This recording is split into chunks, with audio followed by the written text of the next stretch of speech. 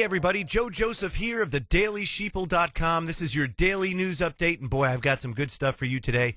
I want to start off today with this story out of The Sun in the UK saying that Moscow's on the offensive. Russia's state newspapers predict a direct military conflict with the U.S. as it compares Syria's stalemate to the Cuban Missile Crisis. Now, I don't know exactly how far we are as far as that's concerned, but I can tell you that it's very interesting that you've got players like Secretary of State John Kerry that's basically throwing a tantrum because President Obama took the diplomatic route vice going to war. So, I mean, you've got some of the war hawks out there that are beating the war drums. This is kind of dangerous, I have to say, and Russia is taking this seriously.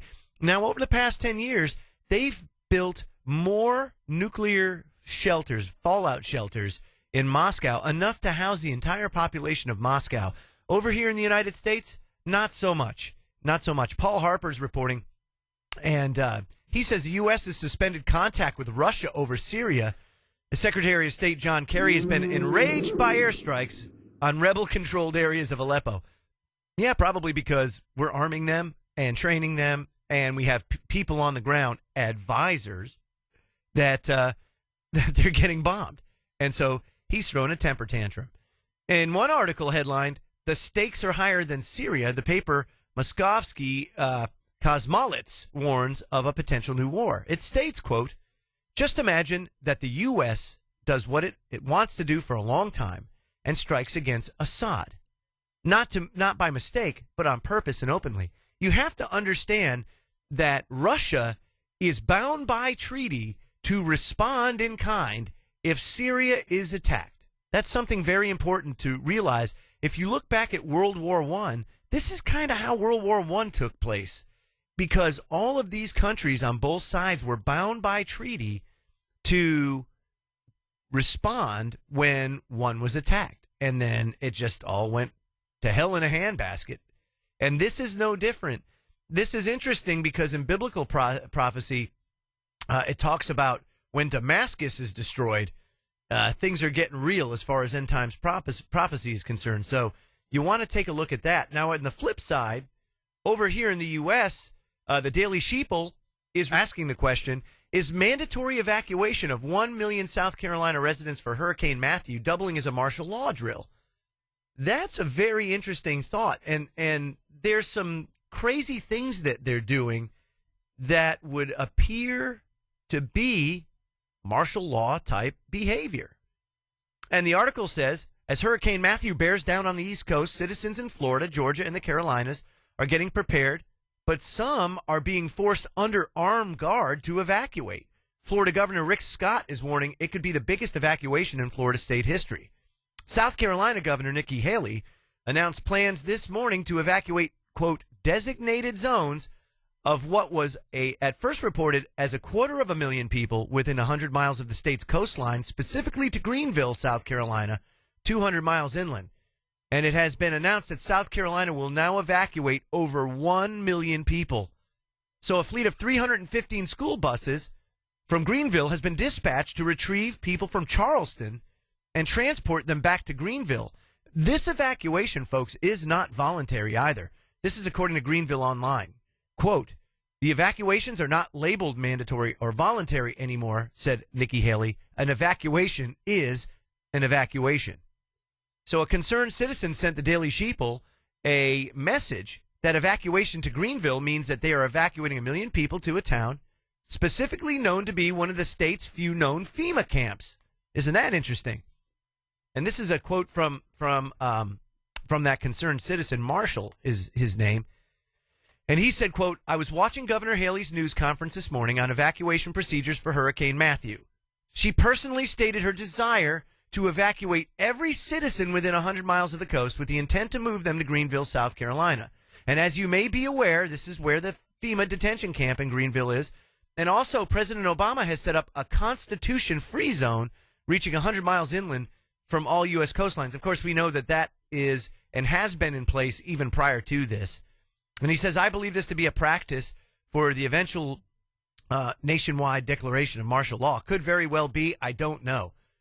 But There are also theories regarding underground military infrastructure that was built to run through Greenville, Spartanburg, North Carolina or South Carolina area, and with Walmart as a staging area. And this is an interesting thing, too, because we've seen the pictures of Walmarts that are being converted in all of these drills. And there have been plenty of drills out there with the Black Hawk helicopters and the urban warfare scenarios in all the major cities, whether it be Minneapolis, Miami, Hartford, St. Louis. We've seen them all over the place. So this is very, very interesting that is happening. And it just goes on and on. They even have checkpoints, over 700 checkpoints, as people are trying to leave the Charleston area that they have to go through. Why would there be checkpoints during an evacuation process getting out of an area? What are they looking for? You know, these are all questions that need to be asked. Also, you know, stores are being stripped of all storable food, basically anything at this point, which goes to show you just how vulnerable people are and not prepared to handle an emergency situation. You know, a lot of people say, well, in an SHTF scenario, you have about 3 days before the food's gone. No, you're lucky if you have 3 hours before the food's gone, which is why it's so important that you have some sort of backup. And then when everybody else is going with that old adage, when in wonder and in doubt, run in circles, scream and shout, you're sitting back and saying, I don't have to worry about this because I've got things taken care of. I would also suggest to people that if you live in a metropolitan area, to have a egress route, an emergency escape route, already taken care of prior to that, so you know specifically if something happens, what you do and how you go about it. And even if you have what people call a go pack, a 72-hour go pack or something like that, something that you have either staged in your car or in your house ready to go at a moment's notice, it's a smart thing to do because this is something that we have lost over time in being caught up in the culture of convenience. As things have gotten more convenient, people have become more complacent, and they don't do the things necessary to prepare for all of these eventual scenarios. And then you're caught with your pants down. And that's just not good. Even SHTFplan.com has an article today that things are happening at an alarming pace in Syria as Putin gears up for war. Look at what he's up against, folks. He's up against the Western NATO powers with an incredible amount of firepower and an incredible amount of nuclear capability. I can't imagine why anybody would want to nuke anybody anywhere, because you're basically destroying that land for a period of time. A lot of people say, well, look at Hiroshima, look at Nagasaki.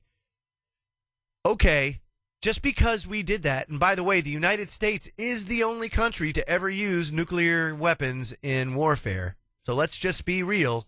Yet we go around the world as gigantic hypocrites telling people, no, you can't have nukes. No, you can't have nukes. But we're the only ones that used it. We are the only country that used it in warfare. Who should have nukes?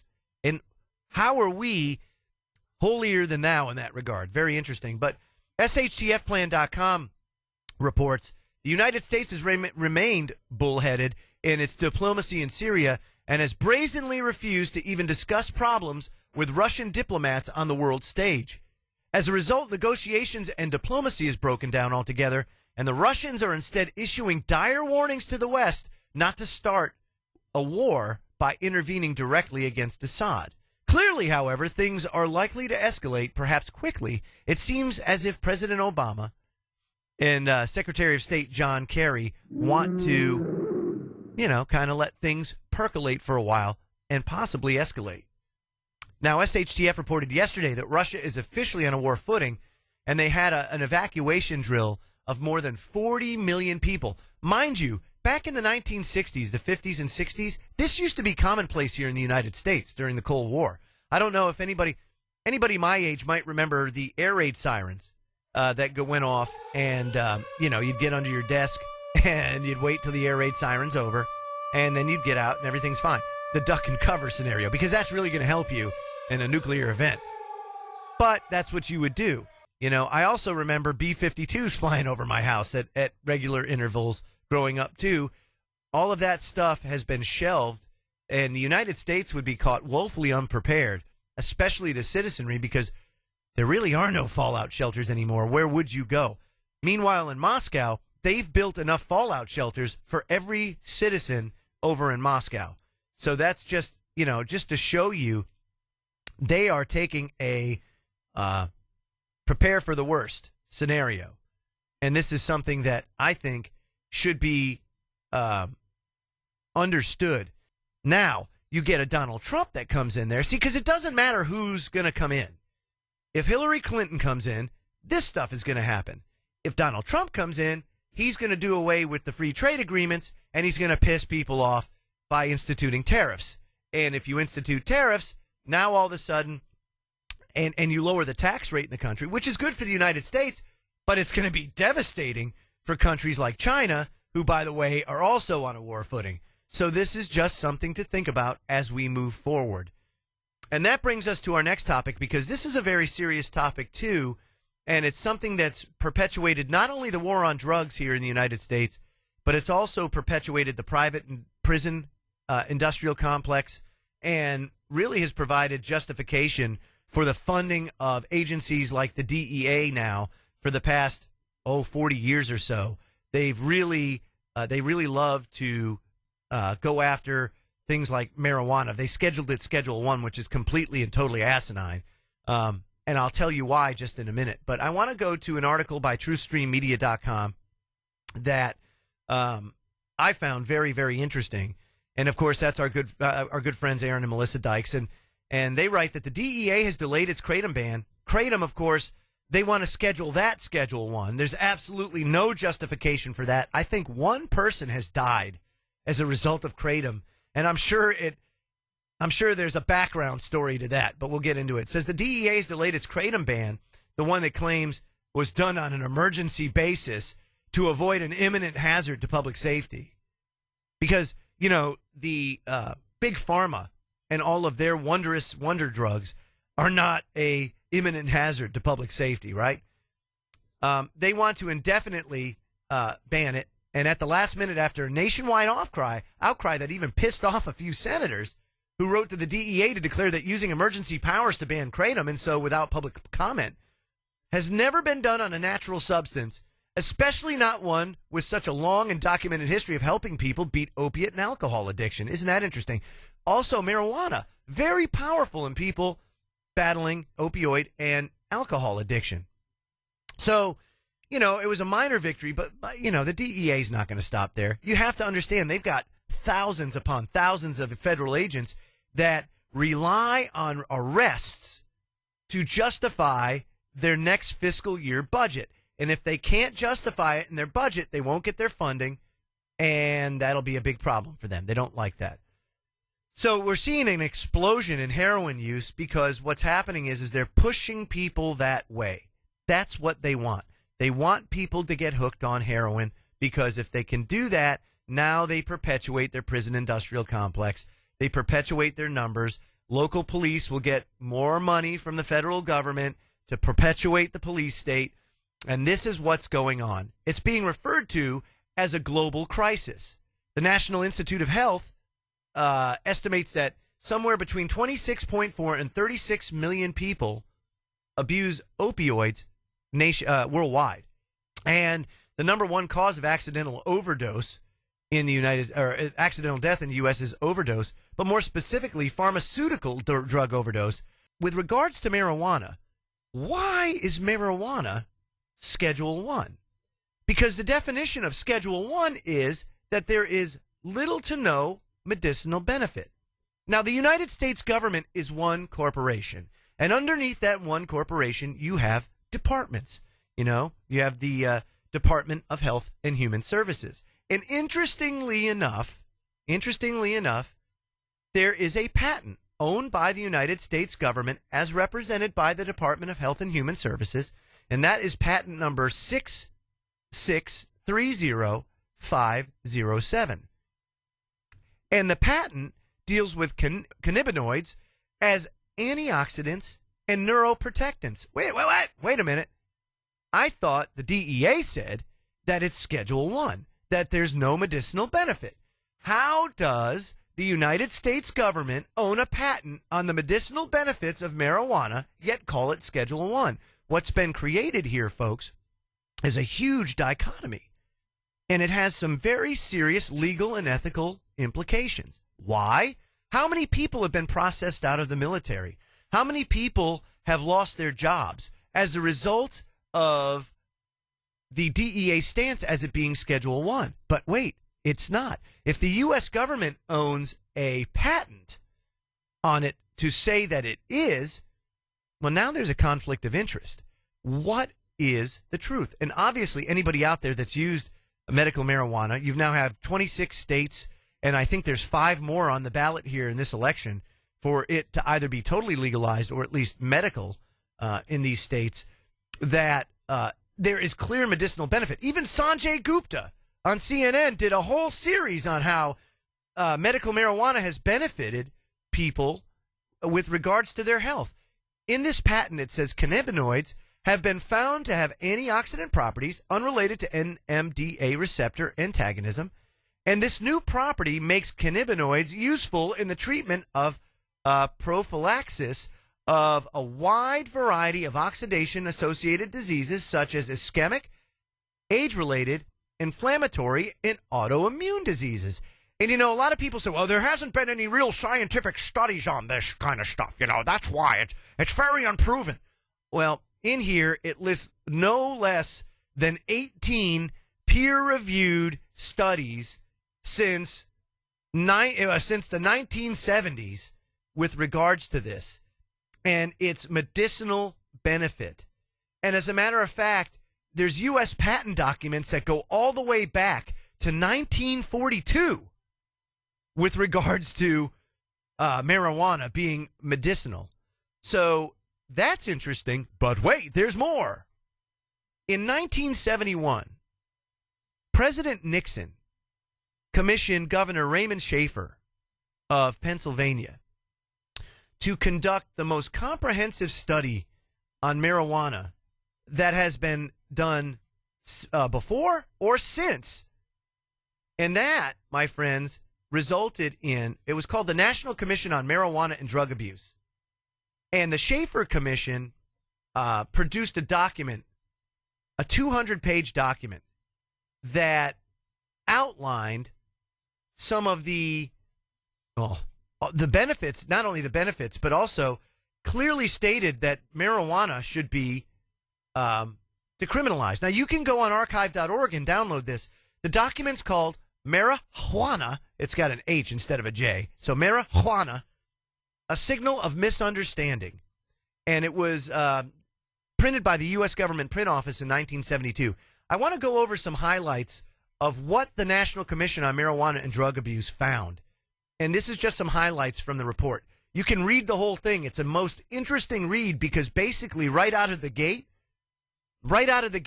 they come out and say, man, national policy on marijuana is wrong.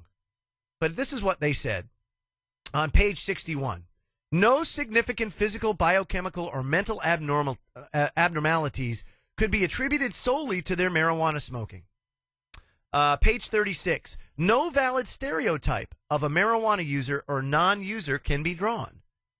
Then on page 42. Young people who choose to experiment with marijuana are fundamentally the same people, socially and psychologically, as those who use tobacco and alcohol. Page 88. No verification is found of a causal relationship between marijuana use and subsequent heroin use. You know how they always call marijuana a stepping stone, the gateway drug to other things? No. Now that was dispelled in this report. Page 96. Most users, young and old, demonstrate an average or above average degree of social functioning, academic achievement, and job performance. Why? Oh, they're probably less stressed out. 73. In sum, the weight of evidence is that marijuana does not cause violent or aggressive behavior. If anything, Marijuana serves to inhibit the expression of such behavior. It continues, page 75.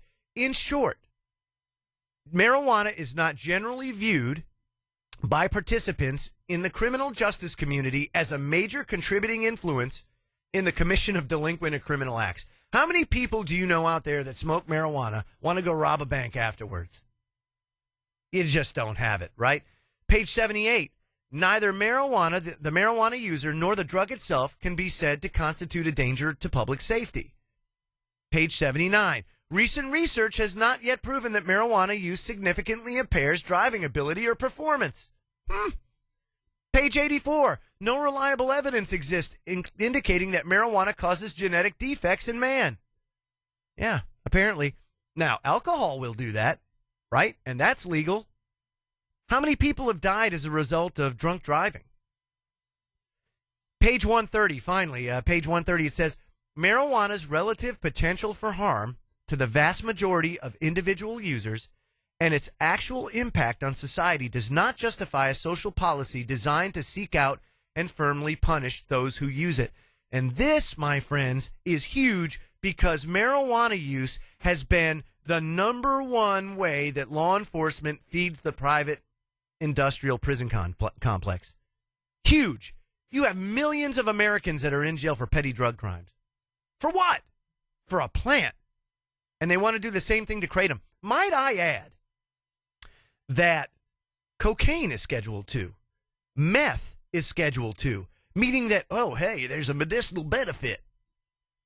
What do you think all your kids are on when they take their stimulant medications to keep them focused? It's meth. That's what they give your kids. Anybody that's on things like Ritalin. Unbelievable. Now, also, the Nixon tapes. If you can find the Nixon tapes, and I've got some transcripts here that I'm going to read real quick. These are pretty interesting because President Nixon was pissed when he found out the actual outcome of the Schaefer Commission. And in one conversation, and this is on Nixon tape, I think number 3, he was talking to Art Linkletter about marijuana and comparing it to alcohol. And Art Linkletter says, well, they sit down with a marijuana cigarette to get high. And Nixon said, well, a person doesn't drink to get drunk. And Linkletter says, yeah, that's right, because, he's kissing some butt. And Nixon says, a person drinks to have fun.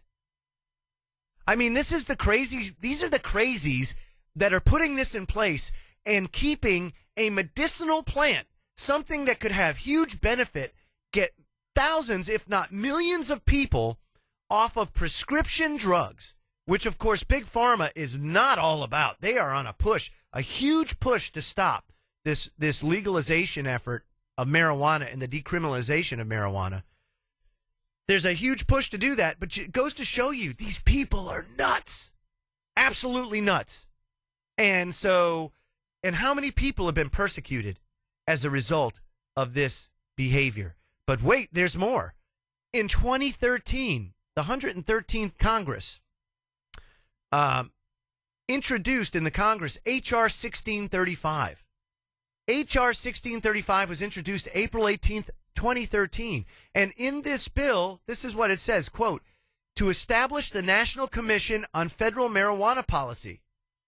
And it says that in 1971, Congress created the National Commission on Marijuana and Drug Abuse led by Governor Raymond P. Schaefer, known as the Schaefer Commission. This is what I just gave you the highlights of.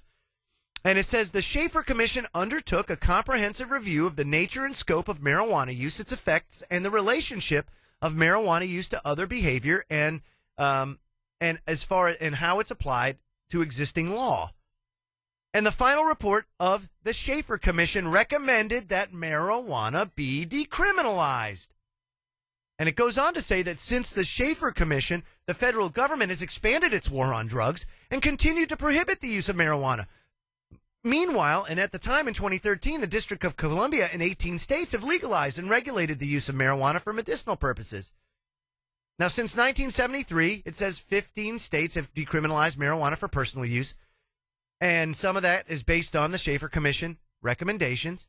And basically what this is doing is saying the federal government must reconcile its prohibition of marijuana with the laws of the states where marijuana is legal for some purposes and the likelihood that more states will follow its path.